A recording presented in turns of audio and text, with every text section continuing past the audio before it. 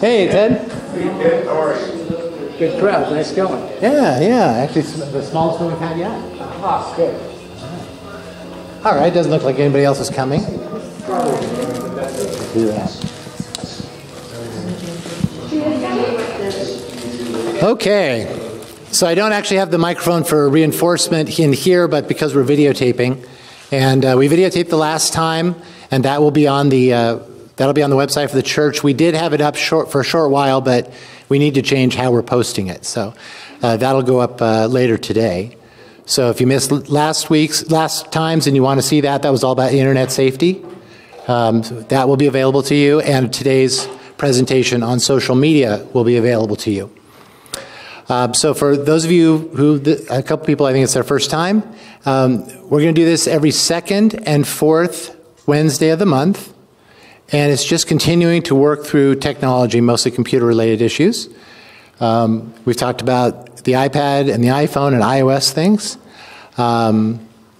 We've talked about internet safety. Today we're going to talk about social media. And we were thinking perhaps next time, depending on how many questions you have, we might actually go into individual media, which is one-on-one. That is email, how to really deal with all the different things in email, attachments, forwarding, replies, how all that stuff works, properly formatting things. Word processing is a one-to-one exchange. You're writing a letter and sending it to somebody. Instant messaging, video chatting, Skype. These are all one-to-one exchanges, not social media being a one-to-many. And then in the first one in April, I will actually be out of town at a training, but I'm trying to convince Dusty and Tandy to take that one for me to work on digital photography. And so not only talking about how to take your pictures and get them into your computer, but then maybe how to clean them up a little bit, take out the red eye or whatever, and then how to share them with friends, how to email them, how to put them up on Shutterfly, how to put them on Facebook, all those different things. You probably get pictures from friends, but if you're not comfortable sending them, we're going to make you comfortable. So that's the general schedule that we've set forth so far. It's flexible. It really is what you all want to learn. So if you have things you specifically want to learn, please let us know, and we'll go on. Now today, I'm not going to be presenting. Today we have Allegra and Sarab, and they're going to present social media for you today, and they'll each tell you why they're qualified to do so. Who's starting? Okay. All right. Hi, everybody. I see a bunch of familiar faces. I am the Director of Communications here at NUMC, so I'm doing a lot of the church's social media, so I'd say that's why I'm qualified to do this. And this is Sarab. Hey, how's everybody doing? As far as it goes, one of the few qualifications that I have is I'm, like Rick, and also an Apple consultant, so I deal a lot with Apple computers all the time, but PCs as well. And the other thing that I do is I run a daily tech blog dedicated to just electronics and the tech industry. So every day I'm dealing with the latest things that are going on within just the tech industry, and a lot of that has to do with social media, because it's not just you and me who are going to be on social media. A lot of companies are on social media. They're dropping things like regular TV advertisement and regular radio advertisements, and they're interacting with fans directly. So that's how social media can really expand a company, but it can also be helpful to individual people as well. So that's what some of the things that we're going to discuss today. Can you tell us what a tech blog is? We'll show you, actually, soon, yes. Yeah. All right, so let's get started. Social media. An introduction to the way we communicate on the internet. All right, so let's start a little discussion. What do you think social media is?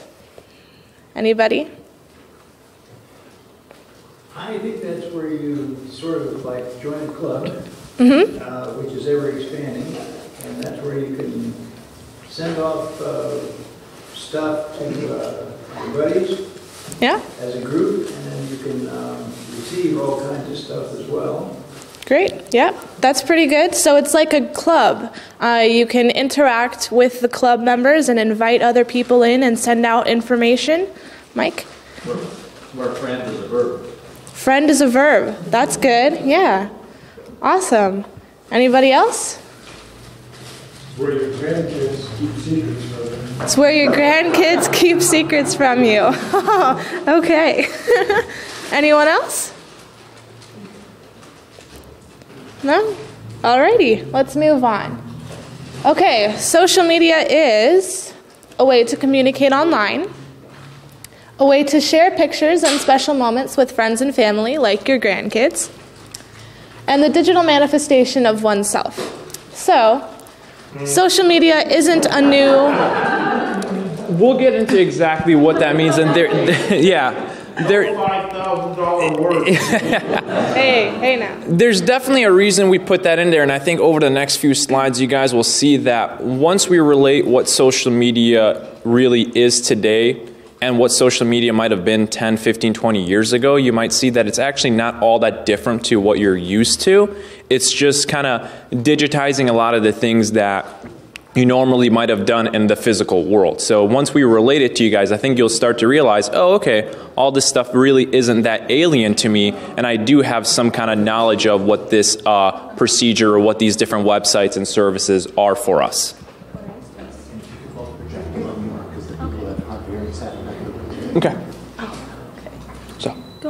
Okay. So what social media was then? You guys are obviously used to just snail mail, just sending regular old mail to some of your friends, family. Phone calls, just picking up the phone, talking to someone. Journals, where again you might just keep some kind of journal for yourself, whether it's for your work or whether it's just your own thoughts, poetry, or whatever else that might be. You're also going to have things like your scrapbooks, and as well as photo albums. I mean, we all kind of keep some kind of album a lot of times, whether it was just in a shoebox, whether you actually spent a little more time and put it together nicely, but those are all things we used to do. And bulletin boards. I mean, whether you went up to a campus, whether you went up to a church and you interacted with an actual bulletin board, or whether you just had one for yourself in the house where you kept different information on it, those are things that we've always done and we've really done for the last 100 years. So none of that stuff is really that alienating to us. And you guys are going to realize that a lot of social media is the same exact content that is here, but just now in a digital world. So if we go over to social media now, there's services like, and things that you're going to hear where someone might say, Facebook me. That's a term that you're going to hear more and more. And again, it can both be where your grandkids might say it, or you might hear in a work environment, Facebook me. Another thing you're going to hear a lot of people talking about is tweeting. And again, you might hear it on NPR, you might hear it on your friend saying, but tweeting is a big thing. And it relates, again, both to kids and it relates to journalists, it relates to news organization, it relates to cereal brands. I mean, really, everybody is in here in some shape or form. There's also a lot of things that you've probably heard about. Blogging has been around a little bit longer, probably in the last 5 or 6 years, where blogging is a big thing. You hear it on news all the time. Oh, there's a group of bloggers talking about this, or someone has their own blog, so that's something you hear a lot about. And then there's a newer thing called vlogging, and it's really the same thing as blogging, and again, we'll definitely get into details what each of these are, but vlogging is just video blogging. So instead of you actually writing a piece that you're interested about, you take to your computer and you record a video and you upload it for everyone else to see. So it's really just one step further of blogging, it's just making it with videos now. And on the internet, you're going to have things like photo galleries, as well as forums as well. And again, we'll definitely kind of relate to how all these things are things you're used to, but these are some things that you're going to hear quite a bit about now, and again, in all different kinds of environments, both with your friends and family, and in work, all professional types of environments, you're going to hear these things, and these are all social media. And so these are then some of the icons that you guys are going to see. You might be familiar with these because you actually regularly visit the internet, or you guys might see on a lot of advertisements now these icons appear under different brands, under different advertisements, even on lots of different websites, whether you go on CNN, whether you go to NPR, all these companies have these icons that you're going to see throughout, and these are basically letting you know that you can find these companies and interact with them in a social media environment, that they're not some kind of distant conglomerate just out there, that these guys are there in the social media world and they're very accessible to you. And so each of these icons then represents the different companies that are out there, and we'll definitely break down what some of those are, like Facebook, like Twitter, and so on and so forth for you guys. So, some of the most popular social media sites out there are definitely Facebook.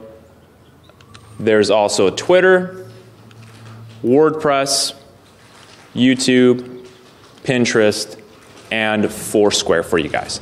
Now again, especially when it comes to companies like Facebook and Twitter, and more so even Facebook, you guys are probably most familiar with that because a lot of times chances are your friends and family are on a service like this. But these are some of the major companies that you're going to continuously hear about because these are some of the more popular services that are out there for you guys. And so these are going to be some of the ones that we're really going to focus on because ultimately social media is very vast. There's all kinds of companies out there. There is no right or wrong company. Just because one friend's on Facebook doesn't mean they can't be on multiple services. And just because you're on a specific one doesn't mean that it's not, you know, that your friends have to be on that. They're very personal. Some like some services better than others because it relates to them more. But that's the nice thing about social media is there is lots of options out there for people who are into different things to be part of different communities. And that's ultimately what social media is, are different communities, different clubs as we spoke about. So, what is Facebook to you guys? When you hear the term Facebook, what do you think Facebook is? What does it mean to you? Connections, okay.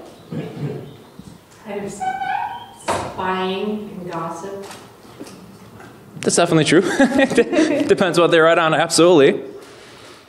Anybody else? What Facebook might mean to you? I mean, you might hear your, you know, friends or family have it. What's that? Overwhelming. Overwhelming. Well, we're aiming to make it not so overwhelming for you guys today. How many people in the room have a Facebook account? Awesome. Very good. Okay. And are you guys aware that the church itself also has a Facebook account? Yes. Okay. And that Steve has a Facebook. Yes, he does. So you see, I mean, it's one of those things that for some people who are not familiar with what Facebook is or what some of these other companies are, a lot of times they think, okay, it's just for the youth and that's it. And although that might have been true 5 or 6 years ago, you'll see that all kinds of walks of life are really on Facebook. And we'll kind of get into in a sec who's really on it. But that's the thing. Don't think just because these are new age technologies that there isn't a place for you and there isn't a whole lot of value that you yourself can get out of these services. So, Facebook is, and I'm going to turn it over to Allegra. Cool.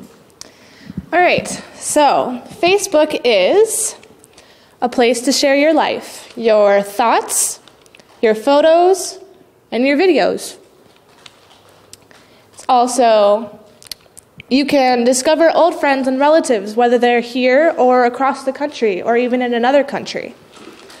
You can wish your friend a happy birthday. Facebook will remind you if your friend's birthday is coming up.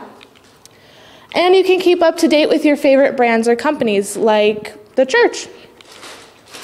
So who's on Facebook? A lot of you, which is awesome. Oh, here we go. Okay, so your kids, your grandkids, your friends, your boss, your favorite brand, and even the president. And so on that subject, and that's really the important part about Facebook is, like I was just mentioning, is that there is all kind of people on it. If you like to happen to, you know, if you are looking for an old friend, one way that a lot of people are discovering old friends that might have moved away, whether they're in a different country or live on the East Coast, a lot of people are now getting on Facebook and finding old friends, old family that otherwise they would have never been able to talk to. And that's the important part about Facebook, is it really gives you a connection to long lost friends or just relatives who live afar from you. And a lot of times it can give you guys a great connection to just your immediate family who otherwise might be close to you, but they might not be inclined to pick up a phone and give someone a call. I know in my personal case, I'm not a big fan of just maybe picking up the phone and talking to my aunt or uncle. But if they're on Facebook, it's so easy for me to just pick up my phone, pick up my iPad, whether on a Mac or a PC, access Facebook and interact with them. Drop a little comment on their walls, and we'll get into what all these terminologies are, but being able to easily communicate with them. So one thing it really does is it draws that gap between you and your family. Yes? How do you go directly to your family? So that's actually a wonderful question. There is different ways of you guys can find your friends and family, and we'll definitely show you once we jump within Facebook, because we'll definitely show you guys Facebook. Yes. We're not going to just be talking about it here. All the different services that we're talking about, we'll actually give you guys a nice little demo of, okay, not just Facebook and that's it, but how does Facebook look like when you guys actually get into it? What are the different sections, how you can find friends and family? And so we'll definitely show you that in just a minute. Yeah. Oh, okay. So we've already kind of discussed why we should be on Facebook, but here's a couple things. You can stay in touch with your kids and grandkids. You can see photos from your friend's vacation and a lot of other things. So, what do you need to be on Facebook? Well, not very much, actually. It's free, and you just need to have your name, your email address, and your date of birth, because you can't be on it if you're not 13. So, that's it. You can choose if you want people to see your date of birth, and we'll go into that. Yes, there's a lot of privacy options that you can check or uncheck. But ultimately, I mean, they have that the reason they're going to ask for your date of birth is really to, on their end, ensure that you're not under the age of 13, and it just kind of keeps them safe from, if the 13-year-old or younger is on there, it just kind of says, okay, well, they agreed that they were 13. So, I mean, again, that's kind of dealing with the legal side of it, other than an actual true requirement. Yes? But I find I get these little advertisements, whatever it is, on the right side that says something like, you know, for 60-year-olds or things like that. They have to be getting my information. Right. So when you do insert your information into Facebook, yes, they do know, for instance, your birthday, so they know how old you are. The reason that they take that information is so that the ads on the side are relevant to you. Otherwise, you know, if they don't know that you're 60 or you're 40, they can't know that maybe you want to see something more specific to what you like. And that's what you guys get on the side, and it's something that sometimes people worry about and other times they don't, especially when Facebook comes up. But it's actually no different than if you guys visit Google or Yahoo. Every time you guys visit any kind of website nowadays, all the advertisements that you see there are specific to you. So if I were to visit Yahoo or Facebook on my computer, it'd be very different than what you would get on your own personal computer. And again, that has to really do with the way just advertisement online works. For the most part, that's definitely, I would say, an entire side conversation of how that affects you guys in terms of privacy and all that. So if you guys want, once this is done, we can definitely get into that. But we'll kind of show you guys what Facebook itself is like. And if you guys would like to, we can definitely discuss some of the different things, like how the advertisement and all that works. But right now, we'll just kind of show you guys Facebook itself. Yeah. So two things that I've found that lots of people get confused, understandably, are your timeline or your wall and your news feed. So your timeline is where your posts show up and where your friends and family can contact you directly. So it's basically like your bulletin board at home. You know, they can send it to, or your mailbox, they can send it to you. And so that's just you directly. And then your timeline, your news feed is where your friends and family's posts show up. So that's where you can follow your friends. For instance, you're not going to see, like, I'm not going to see Sarab's post if he didn't direct it to me unless I go to the news feed. And so the idea for you guys as well is, when you visit your newsfeed, and that's when you guys first log into Facebook, that's the first page that you guys are always going to be seeing is the newsfeed. And that's where all the different friends, family, companies that you guys are following, whenever they post something, that's where you guys are going to see it. So that's going to be probably the page that you interact with the most. Yes? Okay, at the top, that's where it says home, right? Mm-hmm. At the very top, yes, yes. So you're going to see your home at the very top, so that's kind of your home area with some of the menus, and then everything in the middle, really the majority of your page, which is probably, I'd say, at least 60 or 70% of it, is the news feed, and that's really where you're going to be spending most of your time with, because if Facebook is a way for you to connect with friends and family, then that's where you're going to see it. Because yes, you could go to each individual person's page and see what they've done, But the more realistic option is you stay on your news feed, and as people update their status, as they put pictures online, as they put videos online, you guys will automatically see it populate in the news feed for you. Yes? Except that, after a while, you only get certain people over and over again, you don't get your full picture. So you have to go and interact with their pages. Yep, it's a settings thing. So it's similar to the advertisements. Facebook will see who you interact with most, and they'll be like, oh, okay, so this is who you want to see more often. So they might, they might just not show you the people you don't interact with as much because maybe you might not be interested in them. So they don't want to, barrage you with this information that you may not be interested in. So you can change your settings to say, no, don't hide anyone. I want to see everyone. That's definitely an option. And one of the reasons they do that too is on Facebook, there's not a real limit to how many people you can follow. Now, you and I might only have 50, 60, 200, 300 friends on their max, but there are people, industry professionals, who might have thousands of people on there. So within every second, then too much information would be going by. So Facebook has a setting in there where people that you interact with most, it shows their content more often than other people, and this is meant to make your life easier, as opposed to if you are, friends with thousands of people on there, where you're just continuously seeing your newsfeed change. So that's just the setting on there. And some of the things that we're going to be talking about are overall the general settings. Keep in mind, once we get into these services and get very comfortable with them, they can all be very much personalized. So again, like we were talking about, her Facebook is very different than my Facebook because I can customize it to my own needs, to my own likes. And again, those are some of the things that you guys will learn on once you get comfortable with the services. So I think, yep, okay, so we're going to show you Facebook now just so we can see what it looks like and what we can do there. Yeah, because the key idea for what we talked about was really to give you guys just an idea of some of the terminology, some of the things you guys can expect. But right now, we're actually going to really show you guys what Facebook is, what newsfeed is, what timeline is, and then from after the section, there's also time for your questions too. So keep in mind, after we show you just some of the general things, you guys will have plenty of time to ask your own personal questions.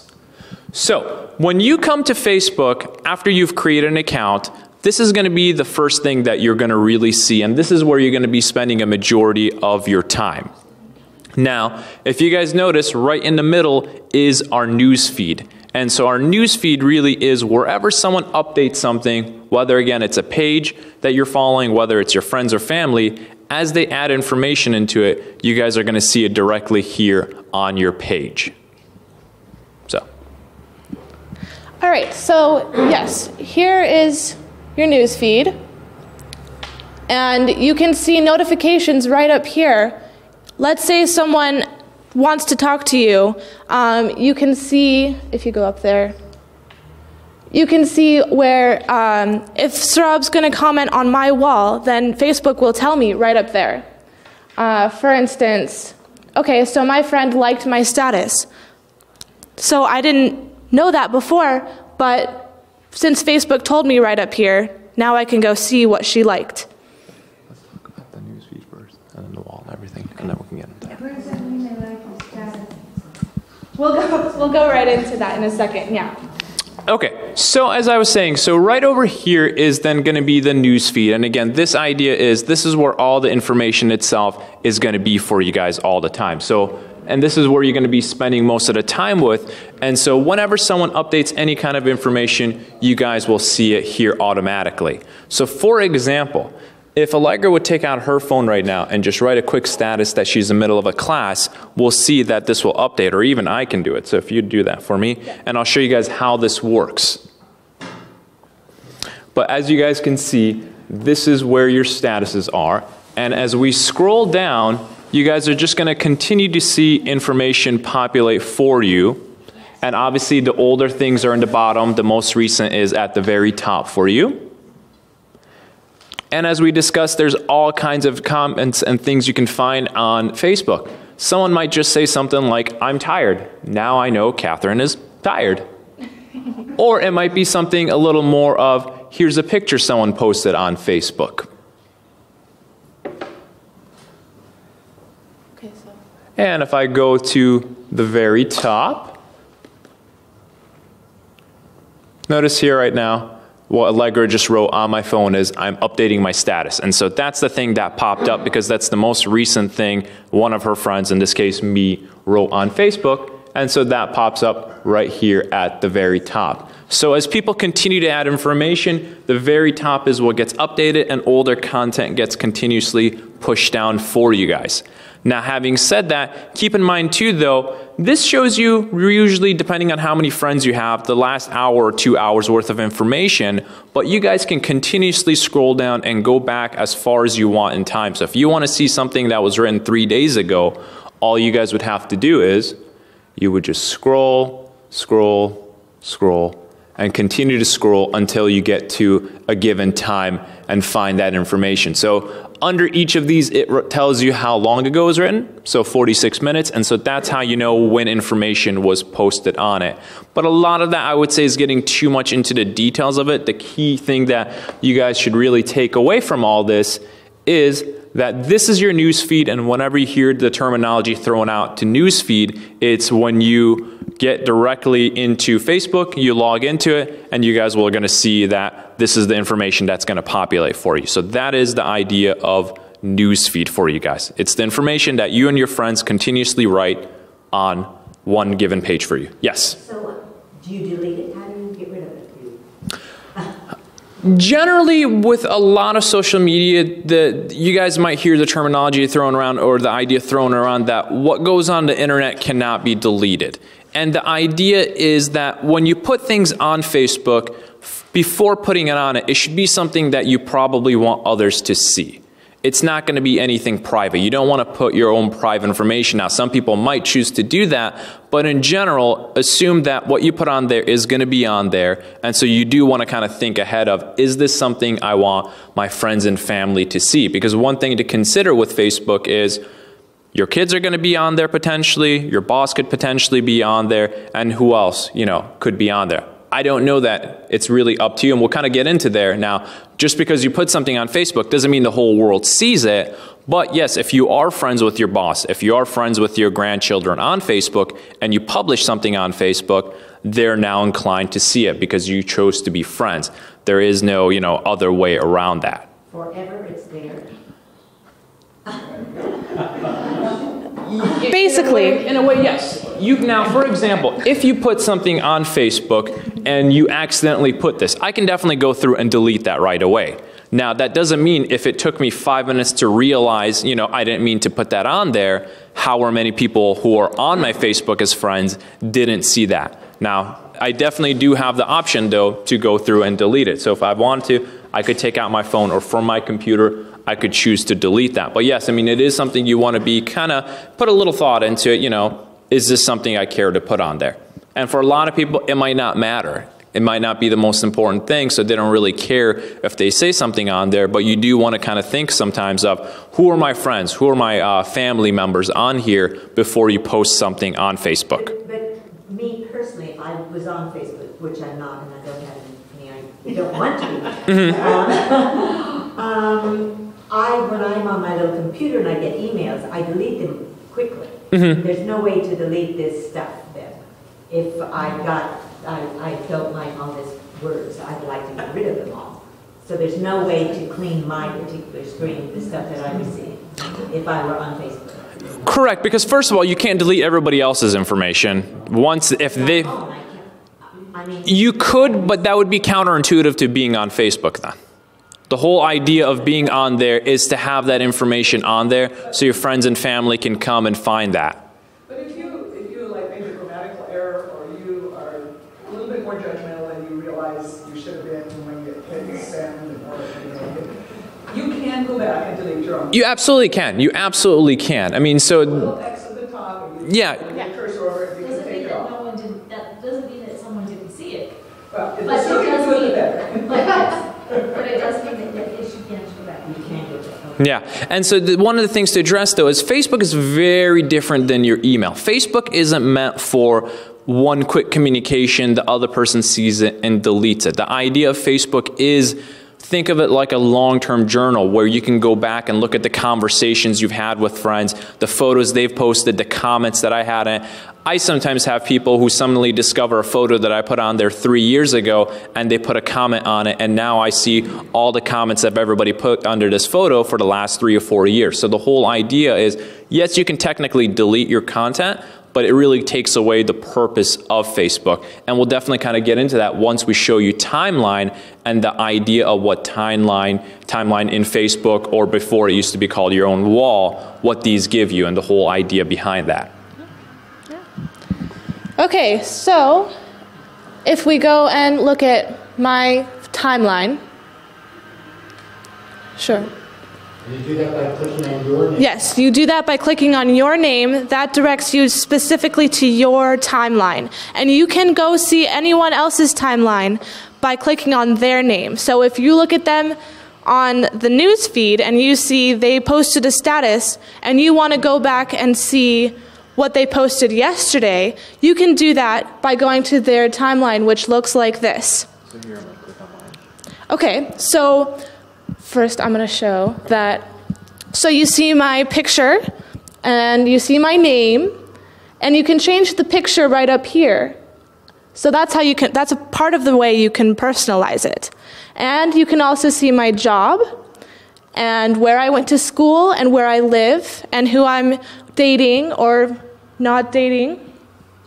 When you come to specifics, I have a question. Sure, that's And fine. then keep in mind too, everything we're definitely talking about right now is really up to you guys. You guys can customize that information. When you first create a Facebook account, it has no idea of who you're in a relationship with, where you work, where you went to school. So some people are very much into it and they decide to put all this additional information in there. And sometimes that can be for professional reasons, or they just want their friends and family to know. And other people might choose to just have very basic information in there. For example, I mean, my parents are on Facebook, and my mom and dad's Facebook accounts are completely different. My mom's is really more of just interacting with friends, family, and that's really it. Where my dad is a little more into, and he does a little more on his Facebook. So it's really up to you guys what information you give to Facebook. Otherwise, Facebook has no idea. So don't be scared that somehow Facebook has access to these information. Facebook only knows what you tell Facebook. Otherwise, it has no idea. If somebody is my friend and whatever they post is public, and then somebody else comes to my wall, they can see that public thing. No. Well, it depends. So again, it's privacy settings. You can decide. But not on her wall. Well, someplace on my. What? No, she's In other okay. words, One You second. know, like my nephew is involved with tattoos. Okay. And so every once in a while, you know, stuff about tattoos comes up. And I'm not sure if other people can, you know, like my other friends, I don't want them to know that my nephew is tattooed person. Right. So, like he was saying before, you can't change someone else's information, but you can decide, well, I don't want people who are not my friends to see my friends list or my date of birth or where I live. You can choose what other people see from your own account, but you can't change, for instance, if your nephew doesn't want someone, well, okay, so if your nephew is showing all these tattoos and stuff, you can't necessarily hide that because he hasn't decided to hide that. Delete it. Let me address it this way. Let's say Allegra and I are friends on Facebook, and you're also friends with her on Facebook. Now, if your nephew's posting something on Facebook, because me and you aren't friends, first of all, I can't see that at all. Right. But even if I become your friend, I'm still not friends with your nephew, so I still don't see his content in any shape or form. Unless she comments on it. Exactly. If you're commenting on it, I can then see it, but I can't just accidentally it won't populate on my feed unless I'm specifically coming into your information, I'm looking at your information, and then I'm like, okay, you commented on something. Otherwise, that information doesn't just randomly seep over to my end. I don't randomly see it, and more specifically, if I just go on your page, I'm not going to see any of that information. So I don't know if that kind of helps answer for you or not. Okay. Yes? I have a question. So if we post a picture of our grandchildren and somebody that's our friend comments on, oh, how cute they are, then somebody can post on, get one of my friends' friends can post on that and see the picture of my grandchildren? Depends on your settings. For some people, yes. For some people, no. It really depends on how much you want to close in your Facebook experience or how wide open you'd like your Facebook experience to be. So, yeah. And a lot of these things, there is really no right or wrong answer. A lot of times it's what's your own personal comfort level with it. And as people spend more and more time with it, they might make it more strict or they might make it more lax. It's really kind of up to you as an individual to decide what is that right setting, because everyone can have a slightly different setting. Yes? Where do you do the setting and what are the degrees of it? Sure, so we can definitely go into that as well. So first we'll finish up with some of this stuff and we'll kind of get into some of the more specifics like the settings and where you can find your friends as well. Yes? I also want to know how to change my profile picture and update. Since it's gone on timeline, I can't seem to change my profile picture or upload a new profile picture. Okay. I need some steps. Well, I'll show you. It's one step. Yeah. So you hover over your profile picture, and it comes up with Edit Profile Picture. So I can go here. Oops. Well, so I touched Edit Profile Picture and Okay. it gave me my profile picture. It didn't give me options. Okay. So And you're doing yours on the iPad, correct? I'm doing iPad, so I can't hover. Right. Okay. I have to touch. And I saw the tag, Edit Profile Picture, but one... Okay. So I think, actually, if I go here, here's my profile picture. Great. Woohoo. So if I go to another picture that I like better, I let's... want to upload one from my computer. Okay, that's fine. So if you're going to upload a picture, you can go where you write your status, go to Photo, and you can upload a photo. And when you do that, then you can make that picture your profile picture. That is one of the options. Wait, I'm not getting that. She's doing it on the iPad. Yeah. Okay. Yeah, so it's slightly...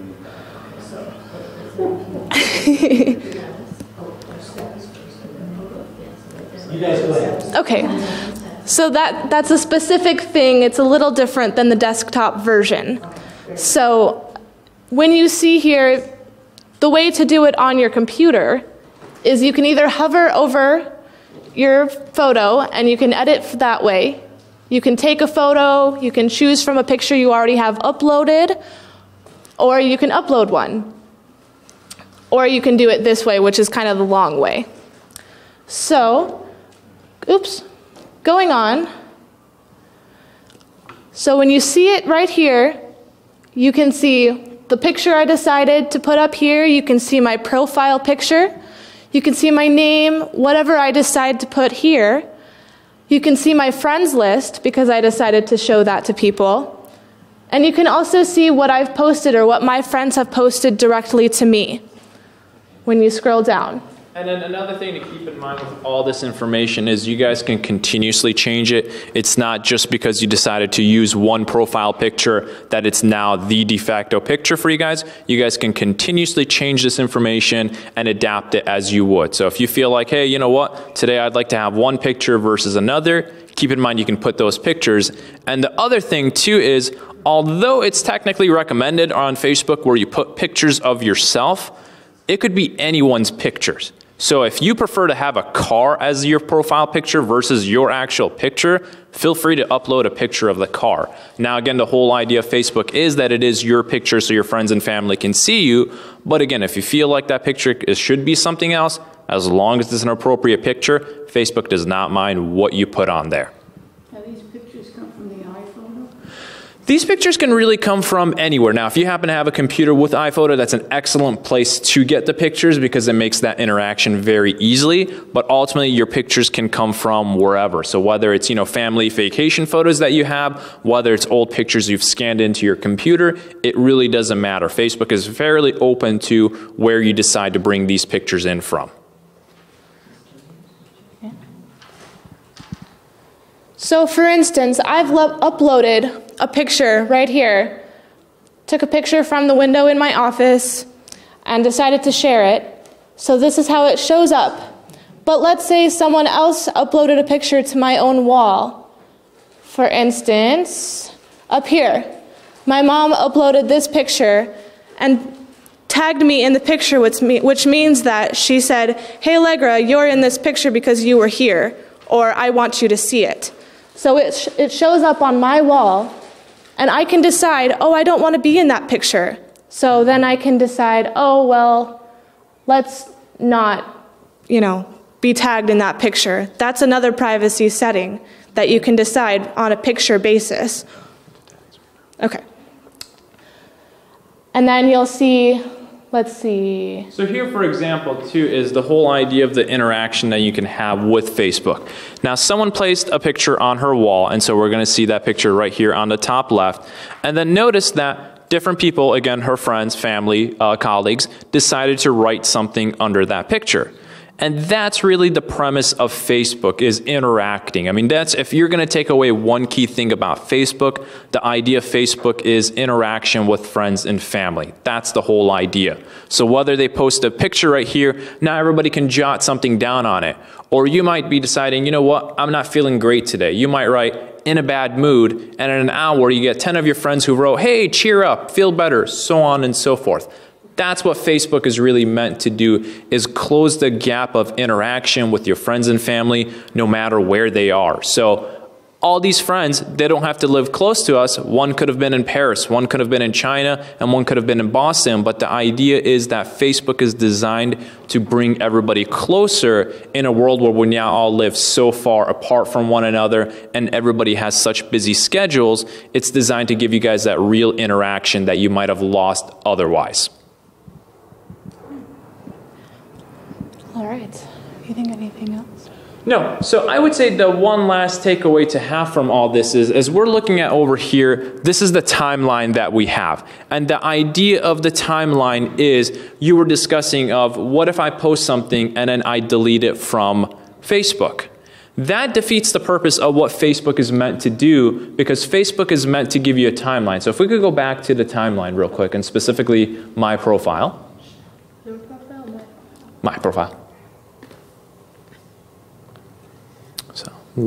This is Facebook and its timeline. So the reason they call it a timeline, it's meant to give you guys a journey. And the whole idea is, especially if someone's been on Facebook for multiple years, you really get a sense of what this person's been doing. Because for a lot of us, like I said, we do so many things online. If I get a new job, I'll post it on Facebook. If I go on a vacation, I'm going to post the photos on Facebook. If I find some kind of cool video, I'm going to post it on Facebook. So if I've now been on Facebook for 5 or 6 years, if we look at my timeline, you really get a sense of all the different things that I've done in the last 5 or 6 years, where otherwise an email can't replicate that in any shape or form. Email is very much specific to a subject, and that's it. There's no other place to go to look at this information. So here, with my wall, if we start scrolling through it, you guys are going to find that there's information. Here's a picture of my cat right there.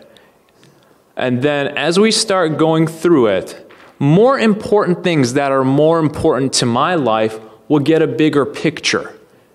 And so as we start scrolling and we go back, here's early February, you guys are going to notice that more and more of the things that are important are going to be displayed in bigger pictures, while some of the more mundane stuff that I might have just written a small little status will start to disappear. And this is especially true as I start to go back and look at 2011, for example, which seems like such a long time ago. And you'll see on the right side that there is a timeline all the way back of things that he's tagged. So for example, if I jump back to just 2010 over here, technically, Facebook goes back all the way to when you were born. Notice I have born right over here. Facebook is going to scroll through my entire timeline. And again, this is information that you have to give it. Facebook otherwise has no idea of any of these information. But this is a picture of me when I was a kid, and I was born on September 21st, 1985. So it's really up to you to go through and customize old pictures within Facebook and start scrolling through them. And as you guys are seeing, these are older pictures or older information, and it's being dominant. But the whole idea is that even in a few years from now, you guys can click on your Facebook and you guys can see lots and lots of information and get a real feel for all the different things you might have done in the last few years. And a lot of that ends up being major accomplishments that you guys might have posted, or it might be photos, things of that nature. So, for example, I believe it was in 2011, around June. This is when I became certified as an Apple consultant. So it's there very much prominent in my timeline. So if someone were to scroll through it, they're going to find that as one of the things about me that I found was very important. And over time, all the little smaller details disappear. You just see these more major life accomplishments. So that's why your timeline can actually be a very neat area, especially if someone's been on Facebook for multiple years, to kind of get a feel for everything that person has done for you. And that's your timeline. Awesome. Now, some of you have been on Facebook for a while. I know because I've been friends with you for a while. Facebook has been changing, and this is the new wall, basically. This is timeline. Now, if you go to someone who hasn't changed over yet, because oh, that's a good one. Like my mom, we can see it looks completely different. And the reason for that is because Facebook has decided to change how it looks to make it more interactive. So this is what it used to look like, or still looks like sometimes. You can still see her name, her profile picture, where she works, who she's married to, etc., etc. And you can still see all of her statuses, all her pictures, all her videos, and all of the friends who posted on her wall. It just looks a little different, but it basically does the same thing. Oh. There you go. And so really, if you guys see the new timeline versus what the wall was, you guys will see that the new timeline is a much more visually exciting way to look at the same information. Now, my profile page used to be a wall just like this, and I eventually converted it over to the timeline. And for anybody who makes a brand new Facebook page, you guys will automatically just have this new timeline. But the whole idea is that it takes the same information and puts a much more visual twist to it for you guys. And that's really meant to kind of give into our more visual side where we like looking at things. Yeah. So let's look at searching for family and friends and how Awesome. you get connected to additional people. So if you've noticed, I've been going up here so I can go to specific people's profiles. So this is the way that you can find them. Let's say I'm not friends with my mom right now. And no matter where you guys are on Facebook, you'll notice you have the search on top all the time. So whether you guys are playing around on Facebook and stumbling around on different friends, family, pages, wherever you guys are, you'll always see this little search bar right there on top. And the search bar is meant to help you find people that might be on Facebook. So if you know that your friend Susan might be on Facebook, what you can do is you can type that name on there, and if they're your friend, it'll automatically give you a list of your friends right there for you. But if they're not your friend, then you can actually go ahead and interact with them and ask to be the friend. And that's the key thing to take away, is that on Facebook, you can't accidentally be friends with someone. If you're not friends with them, you need to visit their page and request to be friends with them, and that person has to confirm that connection between you guys. So me and you couldn't just accidentally be friends and start sharing information. If you request to be friends with me, I do have to confirm that I'm allowing you to be friends with me. Yes? There is a little bit of difference now because they've changed constantly post everything as public, anybody who goes to your wall or to your timeline will see your posts that you've made public, no matter what your other privacy settings are. So you can privatize every single post and every single picture individually now. Yeah, that's a good thing to note. Yes. So let's say, okay, so I am friends with my mom. So when I search Tandy, she shows up first because she's the most relevant. But let's say, oh, I have one mutual friend with this other person named Tandy. So I can look at their profile and say, oh, so this is what they've decided to show me if I'm not their friend. I can also, so I can see what they have done, and I can decide to add them as a friend. But as you can see, it's not easy to accidentally become someone's friend. Plus, if you add them, you won't be their friend unless they accept it. Exactly. Just because I click on this does not mean I'm automatically their friend. They have to say, okay, I do want to be your friend. So that's, you can have several pending friend requests where someone's asking you, can I be your friend? If you don't want them to be your friend, you can say no, or you can just leave it.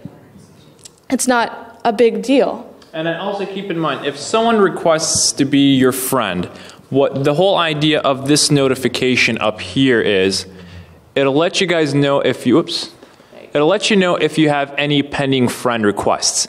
If you choose not to do anything about it, keep in mind that it's not going to let that person know that you ignored their friend request or you don't want to be friends with it. And I know for some people, they might feel bad about that, or they don't want to deal with that part of it. It'll never say anything. As far as that person knows, they sent you a friend request and you just haven't confirmed or denied it. But it's not going to, just because you said no, there's not going to be some kind of message sent back to them that so-and-so denied your friend request. So there is no, denying on their end and kind of in their face of, sorry, this person doesn't want to be your friend. None of that happens. Mike, you had a question? Yeah, what happens when you unfriend them? That's a good question. You might be friends with someone, but you decide for whatever reason you no longer want to interact with this person. If you unfriend them, and the way you do that is, here we're given the option to add a friend. If this person were a friend and we come on here, we can now have the option to remove that person as a friend. And if you remove them, still no information is sent back to them that so-and-so removed you as a friend. It's not going to send them any kind of message other than if that person suddenly decides to come to your wall, they'll now see that, oh, okay, they can add you as a friend again. So now they'll know, okay, you've disconnected that link between them. Otherwise, though, it's not going to just randomly let them know so-and-so is no longer a friend. Facebook doesn't do that. Some people use it like junk mail. And I've unfriended at least one person. Sure. Right. I ignored a 13-year-old because I didn't think it was appropriate for them. There you go. Yeah. So you can definitely choose who you want to be your friend, even if you have already said, yes, I want to be your friend. Let's say you have a fight and you decide, I don't want to be your friend anymore. Okay, then you can go up right to the same place and see, okay, I'm friends with this person right now. I don't want to be friends anymore. So I scroll down and say unfriend. Now I'm not going to do that because she's my mom, but that would be bad. But that is an easy to access option, but again, you can't accidentally do it. So, let's see. Yeah. Now, if you become friends with somebody, will it tell you about other people you might want to meet? Yes, they're very good.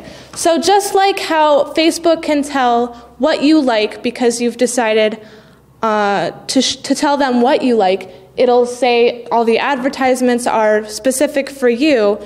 They do the same thing with friends. So because I'm friends with my mom, let's say I'm not friends with my dad. Well, they'll say, hey, by the way, this person, you might know this person. So let's see, where is it? It is over, do you know where it is? You might just not have any right now. Oh. Yeah. Well, it'll usually show up right here. This is part of your notifications. It'll say, hey, I think that you might know this person because you have so many mutual friends, like 88 mutual friends or 5 mutual friends. And you can decide, oh, yes, I do know this person. So that's easy to just be their friend. You don't have to actively search them out because Facebook will tell you maybe you know them. And so going back to the original question of how do I find friends and family, as soon as you connect with one, it kind of leads you down a path of finding this one and that one and that one, and it actually speeds up. And that's how the overall Facebook logic really works, is it's stumbling upon things that you might have not otherwise stumbled upon. It could be friends, it could be all different kinds of things for you guys, but the whole idea is as you spend time there, Facebook gets to know you and it starts giving you these types of recommendations for you. But keep in mind too, again, in terms of like privacy things, Facebook isn't really digging into your information to figure out, do you know this person or not? It's doing it based off a very general consensus of, okay, well, if there's 10 people here and you're friends with 9 of them, chances are you know the 10th person and it recommends it to you. And sometimes it's wrong and other times it's wrong. So don't be surprised where you might suddenly see someone where you don't really know them in any shape or form, but also don't be worried about that Facebook is somehow digging into your personal information to find this stuff out. It's using a very basic idea of, hey, you know 9 people, you probably know that 10th person as well. Yes? If you go up to search, yes, and you put somebody you went to high school with, I'll just give James Richardson. You get all those James Richardsons. Yes. And you've got it, and they've got the dog face or whatever it is. That's where you could screw up if you're searching and you think. Yes, so one of the things within the search that you want to start taking into consideration is sometimes there's multiple ways of figuring out. Sometimes it's just based on location. You know that person still lives in Michigan, so chances are, okay, well, if this person is, you know, in Louisiana and this other person's in Florida, chances are it's the one in Michigan. Other times it's looking at here and also just confirming with the visual picture that you see. Oh, okay, this could be that person.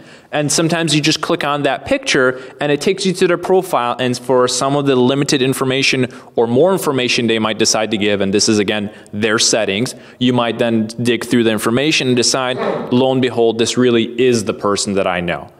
Or prior to that too, you can also send them a message. If you're not really sure that's the person, you can always send people on Facebook a quick message of, hey, I went to Hazlitt High School. Are you the same person I went to the school with? And if they respond yes, then you can kind of choose to go from there and pursue it as you would with it. But that's another way that you can do it.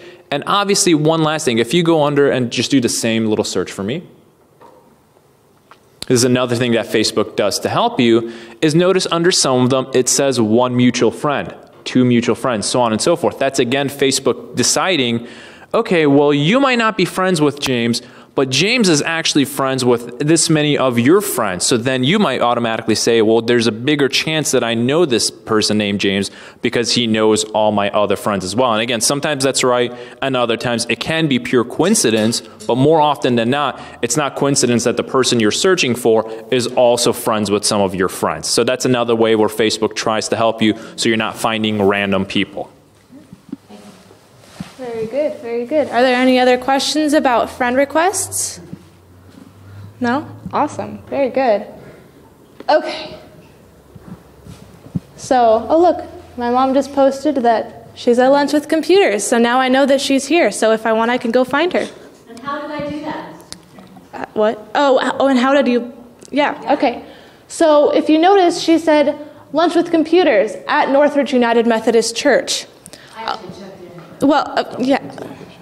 Just status updates. So you can write that you are somewhere and, how do you want to say that? So here's the idea. As we're taking away, this is your news feed, and you can write whatever it is that you guys want.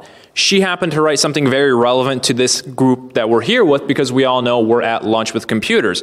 Now, some of her friends might look at that and have no idea what it means, but first of all, that's okay. Everything you write on Facebook doesn't have to make sense to all of your friends, but to write anything you want, that's called a status update. To do a status update, you guys are going to notice that there's a lovely little yellow tag right there called Update Status. And when we click on that, it says, what's on your mind? And anything we write here, like I am at lunch with computers, no, just write it that way. And then we click on post. is now automatically updated. And so if any of you guys are friends with Allegra and you go to your news feed or you log into your Facebook, chances are this is what you're going to see right now because she just updated her status. Yes? Why does one have the stamper under it, Tandy Wilson? And then below, whatever, Rachel has a other. So those are, do you want to? Yeah. Okay, so a bunch of different things on Facebook. You can post just a status update, or you can post where you are, and there's a specific way to do that, and that's why shows up that little thing that looks like a stamp, because she said, I'm at Northridge United Methodist Church, and she checked in there, and that I'll go into that maybe later in the questions. But that is a location marker. Yes, that little icon is a location marker, because one thing you can do with Facebook is, besides just saying you did something, you can also tell your friends and family where you are. So I might decide to not only say I went to Disneyland, I might say I'm at Disneyland, specifying that I'm physically at Disneyland and placing a location there. Again, that's not something I would worry a whole lot about, but there is lots of advanced things that you guys can do with Facebook, where, for example, the reason you guys see the little blue icon under Rachel is that's the icon of a bird, and that's actually the next thing we're going to talk about. That's Twitter. But for more advanced users, they can link their Twitter account to their Facebook account and have these two services work with one another. And this isn't just for people to find you directly. It's not a stalking thing. Suppose you go to a great restaurant. You say, just had the best meal at La Cucaracha, right? If it has that on there, and your friend says, wait, what was that restaurant that Nancy was talking about? They can find it and they can go there themselves. So it's a way to kind of recommend a place or tell somebody about a great view or a beautiful flower garden or whatever it is. Yeah, I mean, a lot of times I do it. I'm a big movie fan. A lot of times when I go to the movies, I let my friends know which theater I'm at and which movie I'm seeing, and they just get a better idea of I'm not just at the movies, I'm at the movies watching so-and-so at X place. So again, you can add these location settings, and again, Facebook doesn't accidentally add these. You have to very specifically add this information. It doesn't just add it by itself. If you have an account on Facebook and you want to get off of Facebook, what do you do? To completely get rid of your account. Yes. So to do that, if you want to delete your Facebook account altogether, all the way on the right-hand side, you have this little triangle tab pointing down for you. And if we go under our account settings, because keep in mind, logging out is not the same as deleting your account. Logging out just means you've exited account, like you might be checking your email and you log out of your email. But you then here actually have the option to delete your account, which is... Yeah, they moved it. They're always changing things. They like playing musical chairs with deleting your account because they don't want you to ever leave. It's so much fun.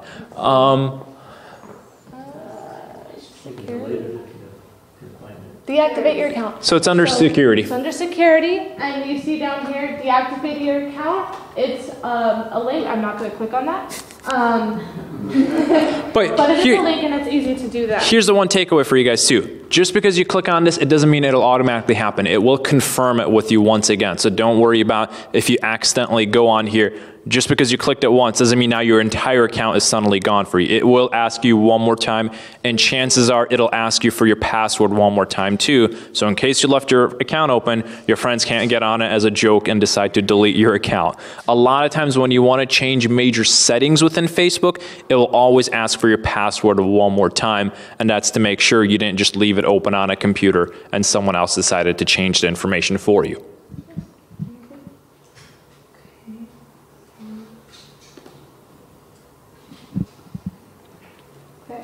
So now we're back at the news feed when it loads.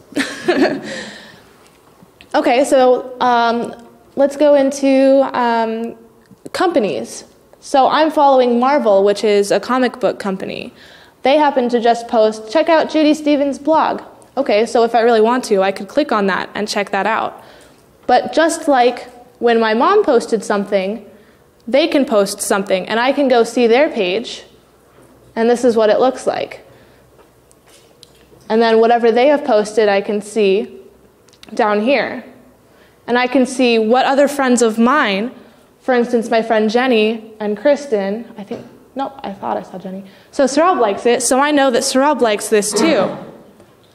And so one thing to really consider with the search that we talked about on top is, yes, you can find your friends on Facebook, but you can also find a lot of the brands that you care about, because Facebook can also be a great place to get information. Whether you like to keep up with NPR, whether you like to keep up with CNN, in the same area, you can go on to search and type, for example, NPR, and NPR has all kinds of pages dedicated to their Facebook, for Facebook as well. And so if maybe a breaking news happens, or if there's a new article on Marketplace or whatever that they're updating on there, they'll also post it on their Facebook. And so if you're friends with them, you will see this on your timeline as well. So that's the key takeaway as well. Is it doesn't have to be friends. It can be certain companies, certain brands that you like to keep up with. For example, if you follow Macy's, Macy's might let you know ahead of time there's sales coming up, or there might be coupons that they have on there where you can click on it and print out. So there is the whole other aspect of Facebook that doesn't have to be just your friends. Go to the church side. Oh, absolutely.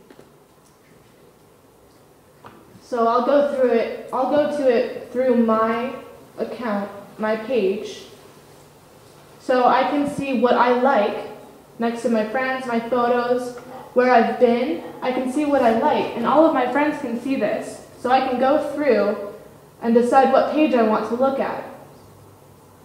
Now, since I'm looking for a specific one, I can just easily go to the search bar and look for Northridge United Methodist Church, and here we are. So we see the profile picture, all the information they've chosen to share, and here's all of the posts that they've made, and all the friends that also like it. And so again, if you guys are friends with the church, and the church updates some kind of information on their wall, you guys will automatically see it on your news feed. So if there's an upcoming event and you guys are friends with the church and the church writes about it, then you guys will be connected with the church in that way, and you guys will see these updates coming in. So I mean, again, that's another way where Facebook can really help bring you that closer. So instead of you continuously waiting for emails or newsletters, you can just be friends with them here and see the latest things. And a lot of times, companies prefer interacting with people on Facebook because, unlike a traditional newsletter where it's very much one-sided, if the church makes a post, you guys can now interact with it. You can give your thoughts on it. You can say you like this. Oh, I'm excited to come with this. And you guys can create this interaction where otherwise with the regular newsletter and email, it doesn't exist for you guys. Yeah. So for instance, let's say I make an event for Northridge because I'm the one running this page. I make an event that's the Easter egg hunt. And then someone comes along and decides that they want to attend. So Denise is going, and I can join. So I'll be going to that, so I can join this. And now, just like a friend, I can follow this event and see what's going on. If Denise decides to write on the wall, or I decide to write on the wall, everyone else who is going will be able to see that. So we can all have a conversation about this event before it happens, which is another reason why companies really like having Facebook interaction, because then they know who is interested in this event or who is interested in this product before it's even released sometimes. We actually have more people following the church than we have on our total, on our roles at the church. Yeah. Every week, look at this. Yeah. Right here.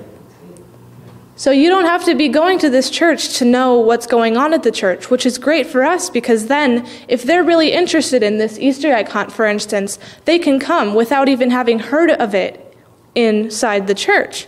So that's why we really like Facebook. It extends the reach out to everyone who wants to see it. Yeah. And that's pretty much it. Let's take a quick look at security. So they can change their privacy settings.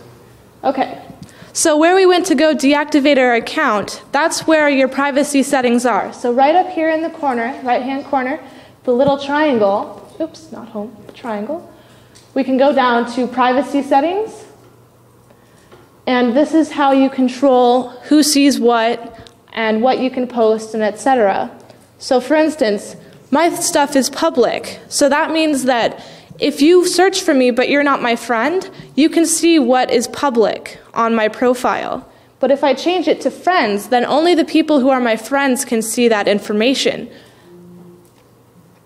And then if it's custom, it's just... And then if it's custom, then you can decide specifically, oh, I don't want my teacher to see that, but I do want my friend in the class to see it, for instance. And so custom really, I mean, it takes a lot more time to set up, but for people who are a little more aware or conscious of, what they're sharing and what they're not, they can be very specific of who they share with and who they don't share with without neglecting themselves the idea of being on Facebook. But now they can say, okay, well, I want so-and-so groups to see this information, but I only want my family to see these photos because these are just family vacations. That's all I want them to see. But here are my work colleagues, I want them to see this information. So that's how custom comes into play, is you can get very deliberate about what you want on your Facebook and what you prefer others not to see on Facebook.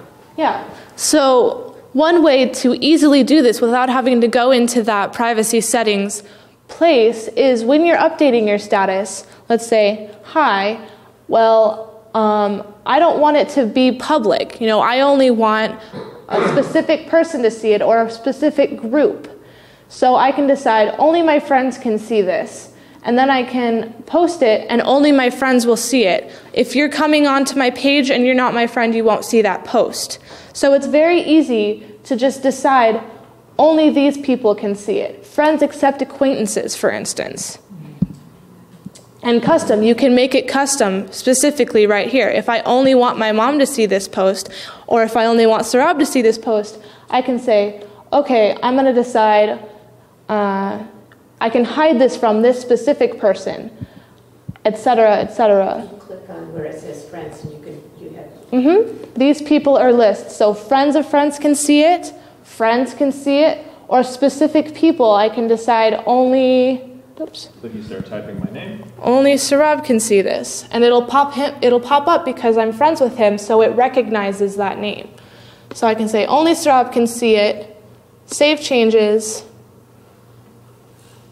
and so if she clicks on post, only Sarab will see that. So you guys are seeing this because this is her account, so obviously her account will display it. But if anybody else of you guys are friends with her, and you guys right now go on Facebook and you look at the news feed, you won't see that. But if I log into my Facebook account, I will see that information. And so one of the things that you guys can do is you can spend all the time you want and create lots of different groups and lists if you really want. There can be a friends group, there can be a family group, there can be a close family group, there can be colleagues. You guys can create all different kinds of groups if you wish to, and then when you're updating your information, you guys can accordingly say who sees that information. So again, that's one of the options you guys have. Keep in mind, you don't have to do that. I like her have mine as public. Anybody can see it because I'm not putting anything too crazy on there. It's nothing confidential. There's no top secret information that I have. There's nothing embarrassing, luckily, or at least I think so, that I'm putting on there. So I'm not doing a good job, otherwise. Yeah. So when you do create the friends lists, for instance, I have a Northridge United Methodist Church list, and I've added, for instance, Mike and my dad to this because they are involved in the church. I also have SonyRumors.net, which is the blog that he runs, which we'll show you in a bit. And I have all these lists because I want to be able to send things to those specific lists or hide things from those specific lists.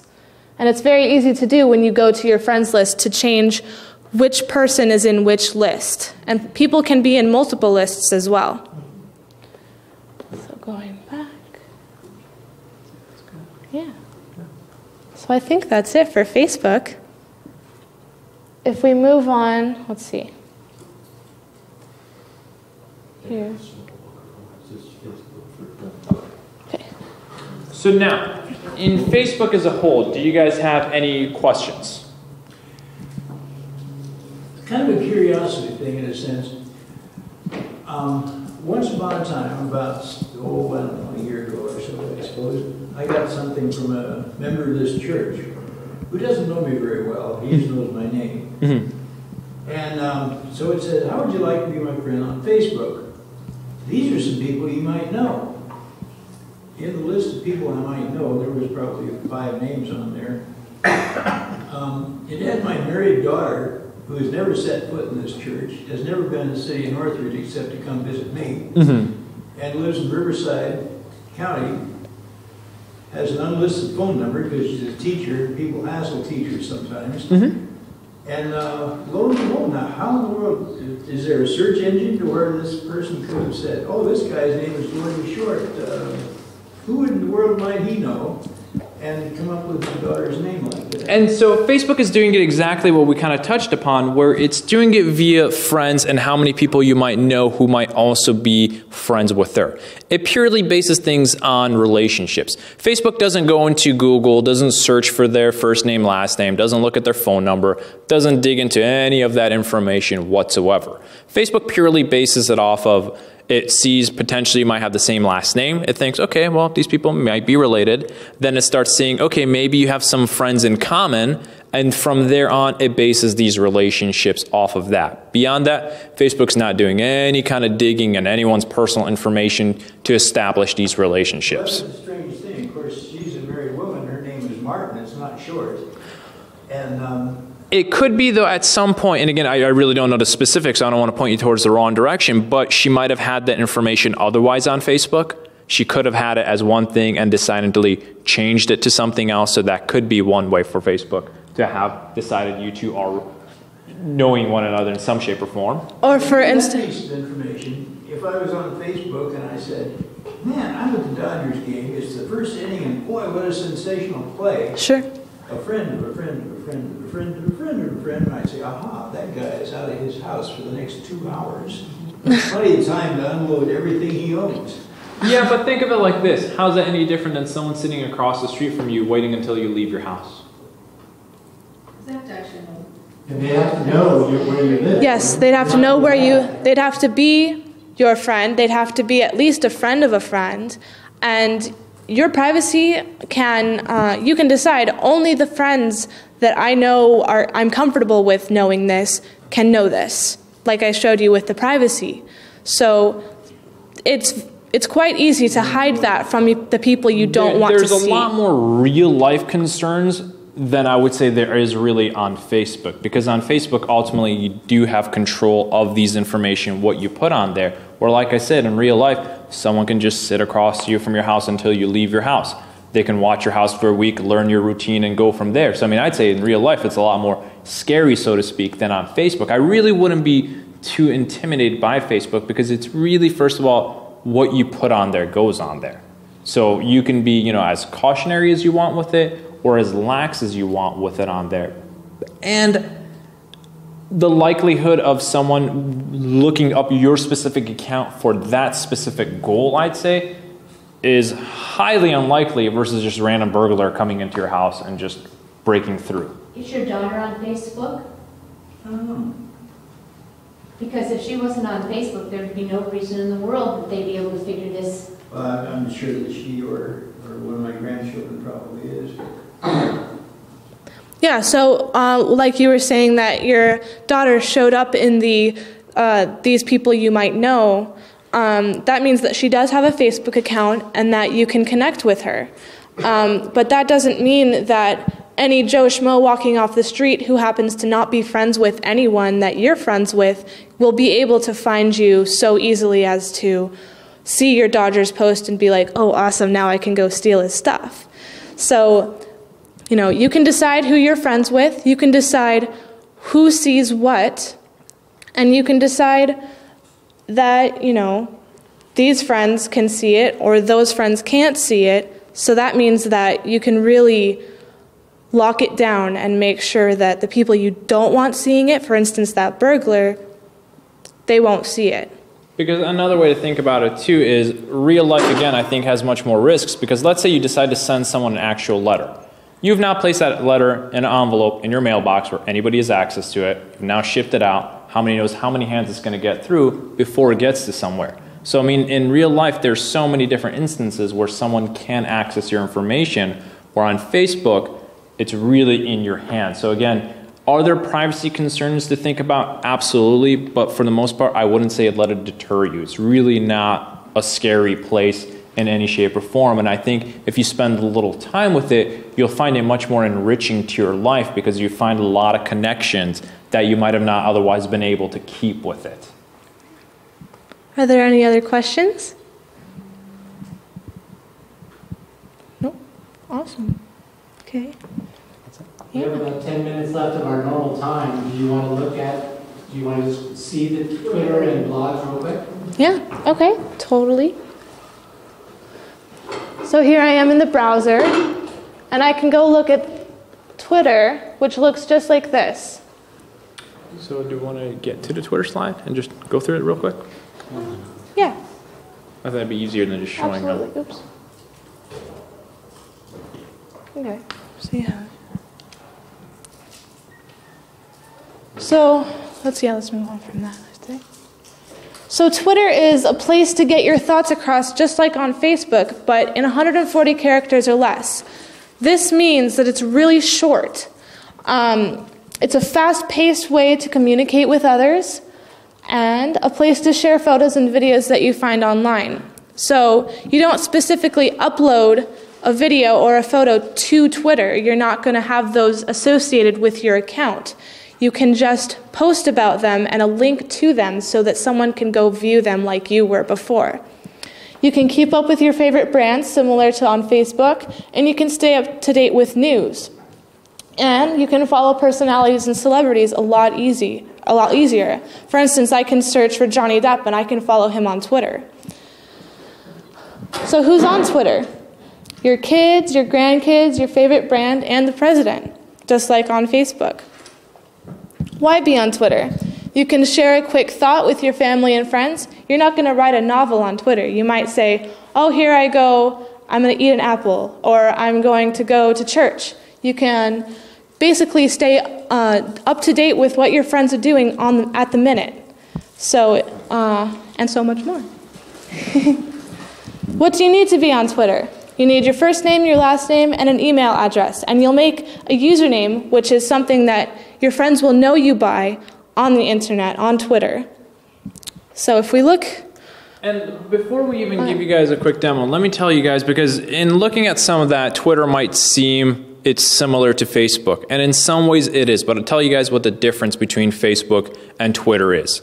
And you guys hear a lot about Twitter, people tweeting, and especially I'd say in the last few months, you guys have probably even heard more in terms of Twitter and Facebook being on the news with everything that's going on in the Middle East with the Arab Spring and everything like that. And Facebook is really meant to be, especially the way you guys see it with the timeline, Facebook is meant to be a journal of your life, things that you've done, places you've been, photos, videos, things of that nature. So Facebook has a very journal feel to it. Twitter, again, as we discussed, is 140 characters. Twitter is meant to be more up to the minute now. Twitter isn't really concerned about maybe 5 hours ago, let alone 5 days ago. Twitter is just more of what's going on right now.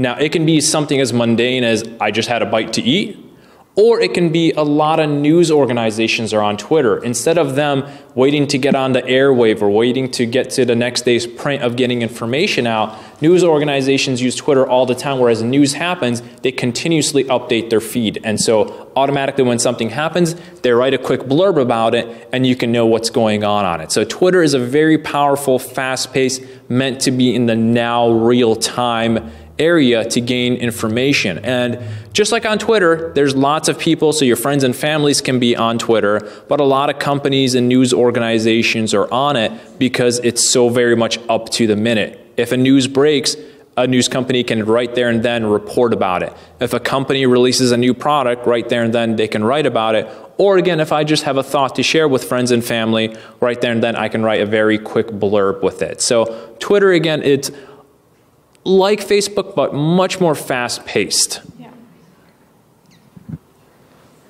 All right. So just like on Facebook, you can post to other people, but a different way to do that. There's a different way to do that. When you're writing a new tweet, which is what they're called, the little messages, you can mention someone, and that's how you communicate with them. For instance, I'm going to type to... Okay, so here's a regular tweet then. So this is the area that you write in, and you say, hello, I am tweeting. And then it says tweet. And it also mentions right next to tweet, it says you have 121 characters left. And it won't let you tweet it if it's more than 140 characters because it really wants you to stay within that so that it stays really quick and up to the minute. Precise, exactly. It's meant to be that. Twitter is meant to be very specific to the point. It's not meant to be long thoughts at all. That's why when they deliberately made it, it's 140 characters or less. It's meant to really get to the point of what's on your mind, cut everything else out. What is it that you want to say about something? And sometimes it can be as simple as, hey, you know what? I found this cool video online, and you post a link to it. So Twitter can be that simple for you guys, and that's the whole thought. It's not meant to be long, descriptive, anything like that. Especially if grammar's your thing, Twitter might drive you nuts, because with it being 140 characters, people take all kinds of shortcuts to get their point across. But that's what Twitter's meant to be. Fast-paced area just to get little blurbs of information out there. Yeah. So just like on the news feed on Facebook, it'll show up right here when I tweet it. So, hello, I am tweeting. So I tweet it. Your tweet has been sent. And then it shows up right here, right next to your friends' posts. And I'm sure that someone else is going to tweet within the next couple of seconds because that's how fast it is. And it'll just pop up right here that you have new tweets to view. But that's also as fast as many people as you guys follow. Much like Facebook, if I make a Twitter account, by default, there's nothing on there. So when you first make a Facebook account, there's no friends on there. It's the same way with Twitter. There's only as many people as you guys follow as their information gets updated. So if you guys notice, it says I'm following 256 people. So for 256 people, I can potentially see what they might write. Vice versa, 719 people are following what I write. So if I write something, it's accessible to 719 people. Yes? Is there a translation, a quick translation for the, I assume it's Japanese? It is, and there is not. So the fellow that I happen to be following, he sometimes writes in Japanese, and other times he writes in English. And no, there's no specific. So you just highlight it, copy, and then put it in a... To Google Translator or something like that. Which translator do you like best? I'd say Google Translator is probably the one I use. Yeah. Yeah, not because I dislike any of the other ones, it just happens to be the one that I use. So I honestly couldn't tell you if it's any better or worse than anything else, but that's what I use.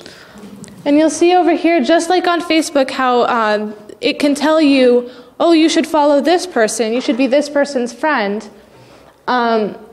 It says it over here based on who you're following. Now, unlike Facebook, someone can follow you on Twitter without you following them back. So it's not specifically like being your friend. It's basically, I can follow the Avengers, but they don't have to follow me. So you can make your account private so that you have to say, yes, you're allowed to follow me, but otherwise, people can just follow you as they wish. And the other thing to keep in mind about Twitter is meant to be very public. It's not like Facebook where it's really meant to be extremely personal and there's lots of account settings and privacy settings. Although there are some in Twitter, the general part about Twitter is that it is a very public platform and it's meant to be that way. So keep in mind, chances are if you tweet something, even if someone is not friends with you, that information can definitely be retrieved by them just going on Twitter, finding your account, and that's again done on purpose. Twitter is meant to be public, and in some ways it's not meant to be nearly as personal as Facebook. So there is that definite distinction between one service versus the other. And one tiny little thing on Twitter that's not on Facebook at all is you can retweet someone's post. So let's say I like what this person said, so I can retweet it and it'll show up on my account. And all of the people I'm following or that are following me will see it. And they can go back and see them because I've retweeted it and it'll say, via this person, I am writing this.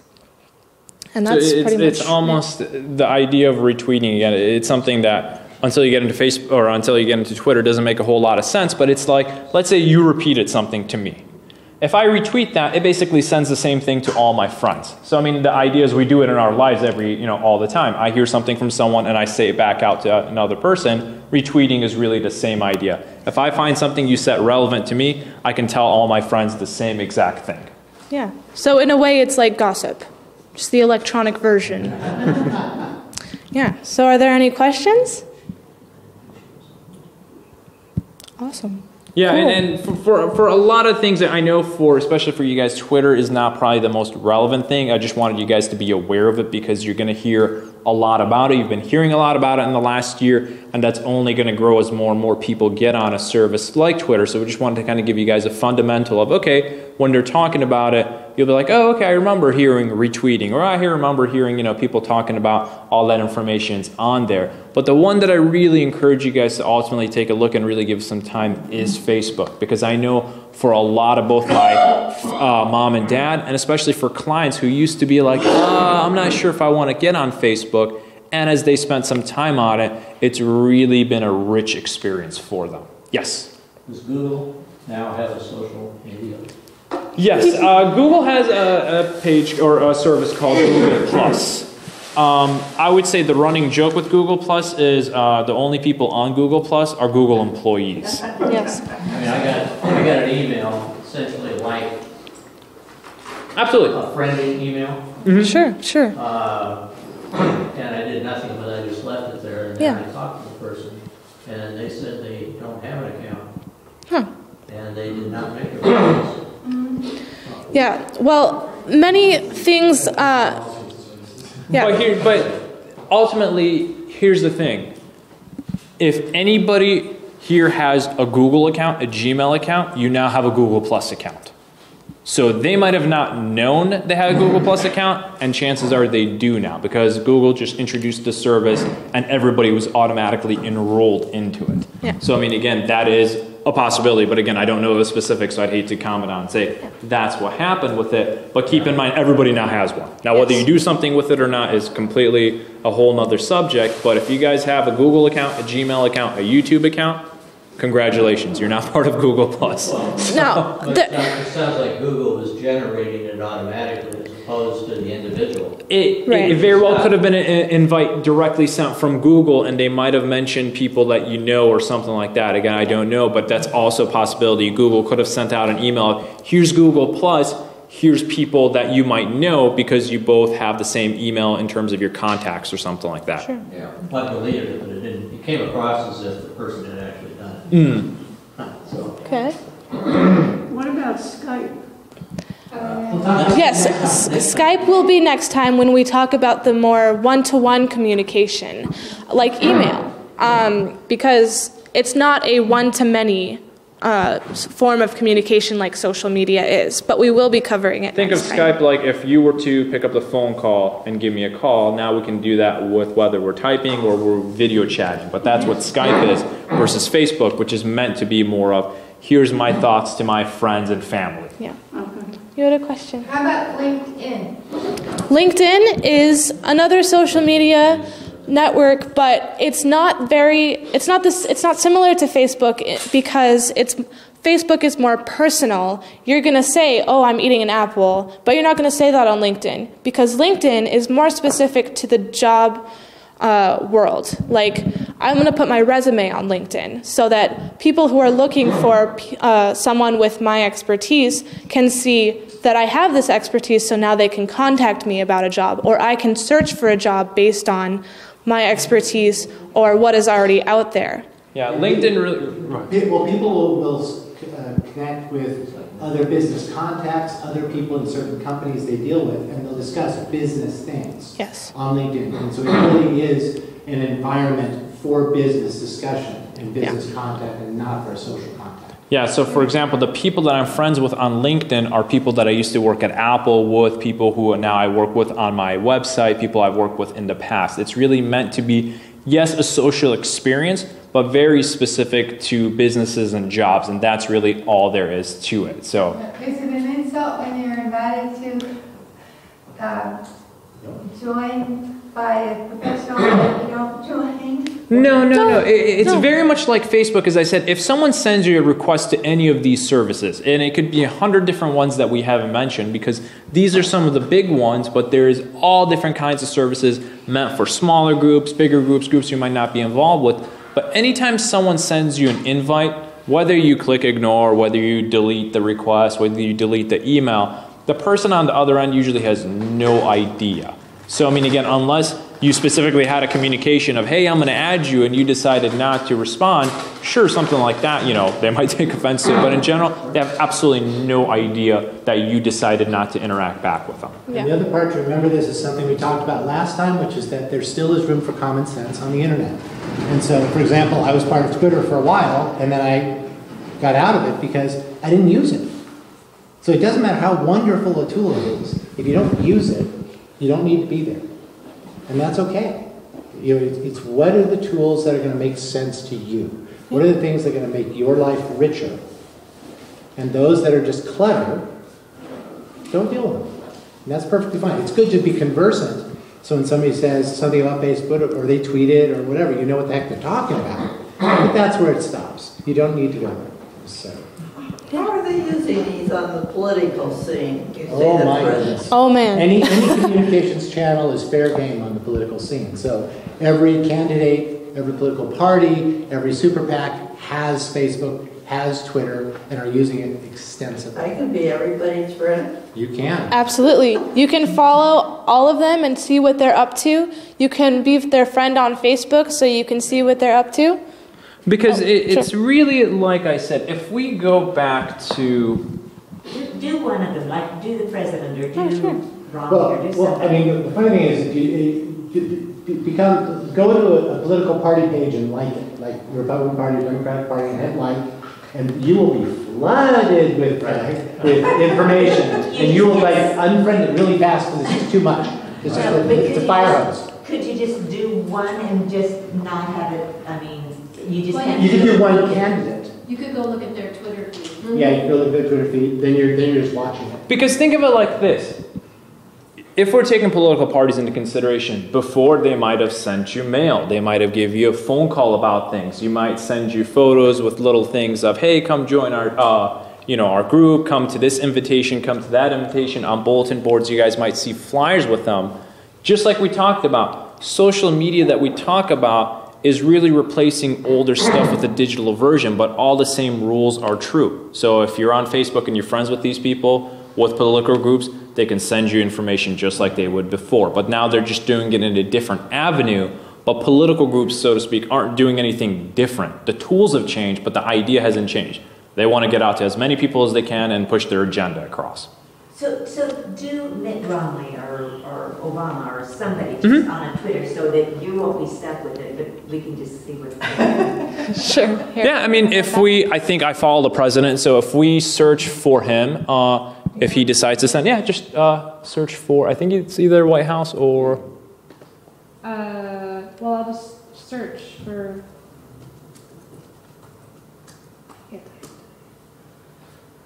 So this will show you his Twitters? Yeah. So I have searched for people on Twitter.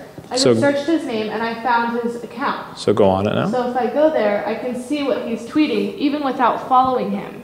But this isn't going to show up. This is from the campaign staff of Obama 2012, so read it carefully. It's not from the president. Right. A lot of times, I mean, especially with political parties and things like that, it is not the individual person, because chances are when Mitt Romney picks up, he has no idea what Twitter is. He has no clue. He has, so it's his staff members that are pushing across the ideas and so on and so forth. Now, obviously, that doesn't mean the ideas aren't in line with what that person has in mind, but a lot of times, even with celebrities, some do personally actually have Twitter accounts and they tweet themselves, and other times it's just their PR people who are pushing out these tweets. So keep that into consideration. So how often did one of these things going on? 1 hour ago, 13 minutes ago, 59 minutes ago, 1 hour ago. It's very tons. And he only has 13 million followers. Only 13 million, yeah. What's the difference between followers and following? So followers are people who he is following personally, right? Or the account. No, the other way around. 13 million people are following him. Yes. Yes. Okay. Yeah. Yeah, followers are people, who follow you and are decided, okay, I want to follow this account and see what the updates are. Following is who you decide you also want to personally follow. Right. So Barack is following Mitt Romney and Gingrich. Exactly. Sure. Right. And then he just so happens to be following nearly 700,000.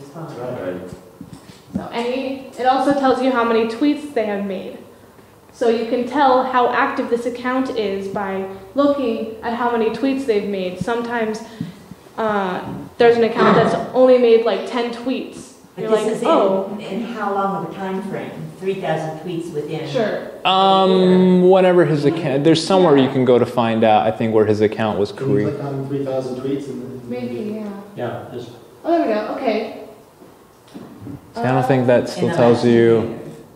It doesn't specifically say when the account was created, yeah. But Could be in its parameters. you can also check, like, for instance, they tweeted 13 minutes ago. I'm willing to bet that they're still active if they tweeted within the last day. But if they tweeted like 6 months ago, you start to wonder if they're actually doing stuff on Twitter. And again, that's the key thing about Twitter is it's about now. It's not really about what they posted 6 months ago. So if I go and find someone that I care about, but I see that they haven't tweeted anything in 6 months, I'm not going to follow them because that person isn't active. So what is the point of me following someone who's not continuously sending new information out there? And so that's why we discussed on Facebook, someone could have posted something 3 months ago and I could still go on their wall and really discover that information. But since Twitter is really about now, if they're not doing anything on there, there's really no point for me to go on there and decide to follow this person.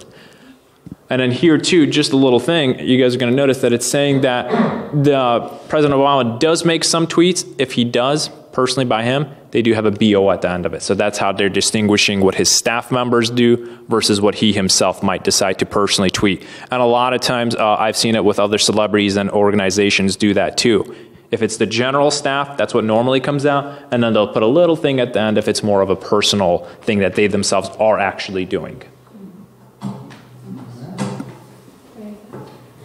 Well, thank you, everybody. Thank you. Good job, you guys. So, yeah, in 2 weeks, on the 28th, we'll talk about one-to-one communication, Skype, IM, email, word processing, all those more one-to-one. See what some of the things that you can make a little more details, like retweet, amplify. They're not going to ever get up there. Or how to post location.